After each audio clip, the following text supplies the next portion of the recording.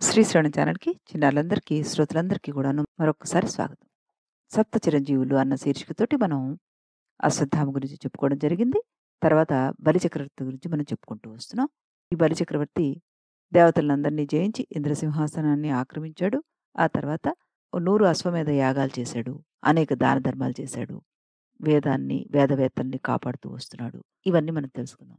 అలాగే వామనుడి అవతారంలో విష్ణుమూర్తి జన్మించడం, వడుగు చేసుకుని భిక్షాటనకై వస్తూ బలిచక్రవర్తి గొప్ప దాత అని తెలిసి అతని దగ్గరికి రావడం జరుగుతుంది. బలిచక్రవర్తి చేస్తున్న యాగశాల దగ్గర ఈ మహానుభావుడు వెళ్ళడం, అక్కడ వారందరూ ఇతని తేజస్సు చూసి గొప్పగా ఆశ్చర్యపోవడం, ఈయన విష్ణువే అని శుక్రాచార్యుడు కనిపెట్టడం, బలిచక్రవర్తికి హెచ్చరించడం ఇవన్నీ జరుగుతాయి. బలిచక్రవర్తి మాత్రం నేను ఒకసారి మాట ఇచ్చిన తర్వాత నేను వెనక్కి తీసుకోను అని చెప్పడం కూడా జరుగుతుంది. శుక్రాచార్యుడి వారికి కోపం వస్తుంది. బలిచక్రవర్తిని పదవీ భ్రష్టుడు అయిపో అని శపించడం జరిగిపోతుంది. ఈ వటుడు నాకు 3 అడుగులు భూమి చాలయ్యా అని చెప్పడం జరిగిపోయింది. ఆయన ధారపోయడానికి కమండలంలో నీళ్లు వంచడం మొదలుపెట్టాడు. కానీ ఆ నీళ్లు రాలేదు అన్న వరకు చెప్పుకొని మనం ఆగాం కదా! మరి ఆ నీళ్లు ఎందుకు రాలేదు? ఆ నీళ్ల ధార ఎందుకు పడలేదు? అంటే ఆ సమయంలో నీళ్ల ధార పడకుండా శుక్రాచార్యుడు కలశం రంధ్రానికి అడ్డుపడి ఆపేశాడు. అంటే కలశంలో దూరిపోయి దానికి అడ్డుపడి ఆపేశాడు. ఆ సంగతి తెలుసుకున్న వామనుడు దర్భ ఒకదాన్ని తీసుకుని ఆ కొనతోటి ఆ కమండలం హోల్ ఉంటుంది కదా! ఆ చిల్లులో పొడి చేశాడు. దానివల్ల శుక్రాచార్యుడికి ఒక కన్ను పోయింది. అటు తర్వాత ఆటంకం లేకుండా బలిచక్రవర్తి ధారపోసేశాడు. బలిచక్రవర్తి అందించిన దానధారను వామనుడు స్వీకరించాడు. మాయా బ్రహ్మచారి బలిచక్రవర్తితోటి ఇలా అన్నాడు: భూమిని దానమిచ్చిన వానికి, దానిని తీసుకున్న వాడికి పాపాలు నశించిపోతాయి. వారు సంతోషంగా స్వర్గలోకంలో 100 ఏళ్లు విహరిస్తారు. అందువల్ల ఏ దానము భూదానానికి సమానం కాదు అన్నాడు. తర్వాత భూదానం ఇచ్చిన నీకు 2 లోకాల్లోనూ కీర్తి మరియు పుణ్యం కలుగుతుంది. ఈ 3 అడుగులు ఇస్తే మాకు 3 లోకాలు ఇచ్చినట్లే అని అనగానే బలిచక్రవర్తి సంతోషంగా భూదానం చేసేశాడు. బలిచక్రవర్తి వామనునికి భూమిని దారాదత్తం చేయగానే గ్రహాలు, మునీంద్రుడు, సిద్ధులు, గంధర్వులు, కిన్నర, యక్ష దేవతలు, నాగులు వీరంతా బలిచక్రవర్తి త్యాగాన్ని గొప్పగా కీర్తించారు. ఆకాశం నుంచి పుష్పవర్షం కురిసింది. దేవదుందులన్నీ మోగిపోయాయి. దానాన్ని తీసుకోగానే వామనుడు ఇంతింతై వటుడింతై మరియు దానింతై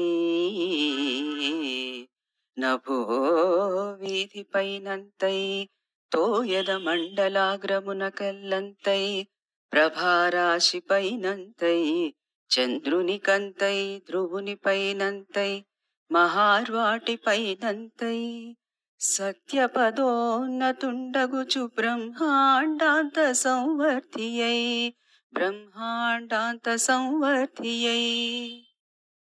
అంటూ పోతన గారి భాగవత పద్యంలాగా తొలత కొద్దిగా మాత్రమే పెరిగాడు. క్షణకాలం తర్వాత ఆకాశం అంత ఎత్తెదిగాడు. ఇంకా తర్వాత చంద్రమండలాన్ని, ధ్రువమండలాన్ని అతిక్రమించి సత్యలోకం వరకు ఆక్రమించాడు. అలా అనుక్షణం పెరుగుతున్న ఆ వామనమూర్తికి సూర్యబింబం మొదట గొడుగులా ఉంది. తర్వాత శిరోరత్నంలాగా అయింది. తర్వాత చెవి కుండలాల్లాగా, కంఠాభరణంలాగా ఇంకా పెరిగిపోతున్నాడు. బంగారు భుజకీర్తిలాగా, చేతికి పట్టుకునే మణికంకణంలాగా, అంటే ఆయన సైజు ఇంకా పెరిగిపోతుంది. మరికొద్దిసేపటికి మొలతాడు దగ్గరికి. ఆ తర్వాత కాలి అందెలుగా, చివరికి పాదాల కింద ఉండే పీఠంలాగా అయిపోయింది సూర్యుడు. అంటే ఆయన అవతారాన్ని ఎంతగా వ్యాప్తింపజేశాడో. అందుకే ఆయన విష్ణువు. సూర్యమండలంపై దాకా శ్రీ మహావిష్ణువు వ్యాపించాడు. ఇలా విష్ణువు వామన స్వరూపాన్ని విడిచిపెట్టి త్రిగుణాత్మకమైన విశ్వరూపాన్ని ధరించి భూమి, ఆకాశం, దిక్కులు, సముద్రాలు, సకల ప్రాణి సమూహము తానే కనబడ్డాడు. భూలోకాన్ని దాటి భూవర్లోకాన్ని అతిక్రమించి సువర్లోకము, మహర్లోకము, జనలోకము, తపోలోకము, సత్యలోకము వీటన్నిటినీ కూడా దాటి విశ్వమంతా తానే అయిపోయాడు. తన పాదాల కింద రసాతల లోకము, పాదాల మీద భూతలము, నడుము దగ్గర పర్వతాలు, తొడల దగ్గర ఇంద్రసేన మరుద్గణాలు, నాభి దగ్గర ఆకాశం, పొట్ట దగ్గర సప్త సముద్రాలు, వక్షస్థలం దగ్గర నక్షత్ర సమూహాలు, హృదయంలో ధర్మము, మనస్సులో చంద్రుడు, వక్షస్థలంలో లక్ష్మి, కంఠంలో సమస్త వేదాలు, ఇలా వామనమూర్తి సర్వము తానై విశ్వరూపుడై విరజిల్లాడు. విష్ణు అభిప్రాయాన్ని తెలుసుకున్న గరుడుడు బలిచక్రవర్తిని వరుణపాశాలతోటి బంధించాడు. ఆ తర్వాత మహావిష్ణువు బలిచక్రవర్తితోటి, "ఓ ధనుజేంద్ర, 3 అడుగుల నేల ఇస్తానంటివే, భూలోకము, చంద్రలోక, సూర్యలోకాల దాకా ఉండే స్థలము నాకు ఒకే అడుగైపోయింది. స్వర్గలోకం ఒక అడుగైంది. మరి ఇక 3వ అడుగు ఎక్కడుంది చెప్పు" అంటూ ఆయన్నడిగాట. అప్పుడు వామనుడితోటి ఈ బలిచక్రవర్తి ఇలా అన్నాడు: సూనృతంబుగాని నుడియదు నా జిహ్వ, బొంకజాల నాకు బొంకులేదు.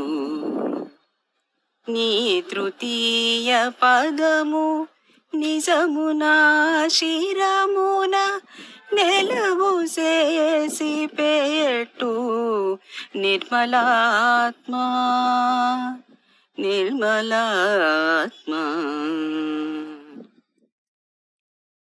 ఈ విధంగా ఆయన అన్నారనమాట. దానికి అర్థం ఏంటి? "ఓ పుణ్యాత్ముడా, నా నాలుక సత్యాన్నే పలుకుతుంది. దానికి తిరుగులేదు. అసత్యం పలకదు. నాలో అసత్యం అనేదే లేదు. నీ 3వ పాదాన్ని శాశ్వతంగా నా తల మీద పెట్టవయ్యా" అని అన్నట్ట. మరి నిజంగా ఆయన ఆ విధంగా అనగానే ఈ వామనుడు అంటే విష్ణుమూర్తి ఆయన తలపైన పాదాన్ని మోపాడా? దానికంటే ముందు ఏం జరిగింది? ఇవన్నీ కూడాను మనం రేపటి ఎపిసోడ్‌లో తెలుసుకుందాం. అంతవరకు సెలవు.